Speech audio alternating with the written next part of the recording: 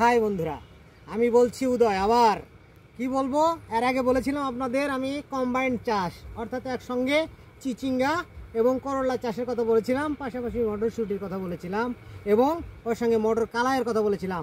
আজকে আসছি আমি একটা চাষ সম্পর্কে আপনাদের জানাতে, সেটা হচ্ছে পটল চাষ। এবং পটল চাষের পাশাপাশি আমি কিছু কম্বাইন্ডে চাষ করেছি, সেটা আপনারা দেখতে পাবেন। এই দেখবেন, এইটাকে আপনারা চিনতে পারেন? এই জিনিসটা কি জানেন? এই জিনিসটায় বাংলায় বলা হয় আখ। এই আখের গুড় হয় এবং এই আখের রস খাওয়া যায়। এই দাবাদাহ গরমের মধ্যে আমরা আখের রস খেয়ে আমরা তৃপ্তি মিটাই। আজকে আমরা সেই আখের গাছ দেখতে পাচ্ছি, কিন্তু কি আমি কি শুধু আখের গাছই দেখাবো? আমি আজকে আপনাদের দেখাবো পটল, পটলের জানালা। অনেকেই পটল খান, পটল টেস্টি খাওয়া যায়, পটল ভাজি খাওয়া যায়, পটলের রসা খাওয়া যায়। আসলে পটল অনেক কিছু খাওয়া যায়, পটলের চপ খাওয়া যায়, সব কিছু খাওয়া যায়। সেইটা কেমনে চাষ করা হয় এবং সেটা কিভাবে করি সেটা আপনাদের দেখাবো। আসবেন একটু আমার সঙ্গে। দেখেন এখানে কিছু আপনি একটু দেখাবেন। একে বলা হয় বাঁশের কঞ্চি।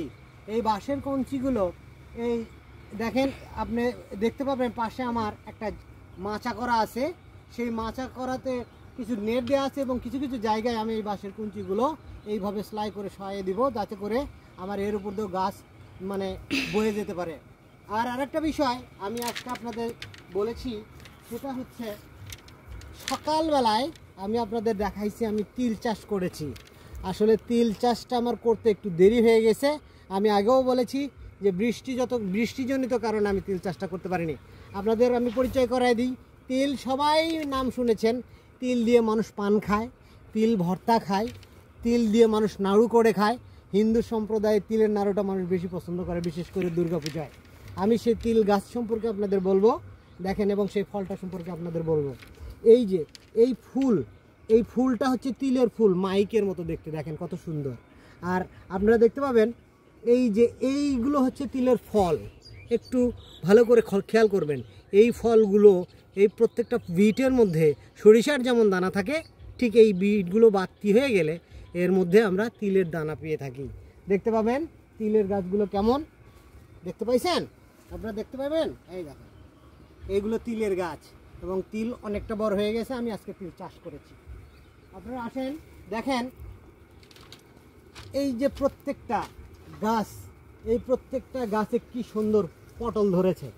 এগুলো একদম কচি পটল, প্রত্যেকটা মানে বাইনে বাইনে অর্থাৎ জোড়ায় জোড়ায় গিরায় গিরায় পটল ধরেছে। এই পটলের কিন্তু একটা বিশেষত্ব আছে, সেটা কি আপনারা জানেন? বিশেষত্বটা হচ্ছে এই পটল তখনই আসবে যখন এই পটল গাছে একটা পুরুষ পটল গাছ লাগানো হবে। এটা প্রথমত প্লেন মাটিতে চাষ করা হয়।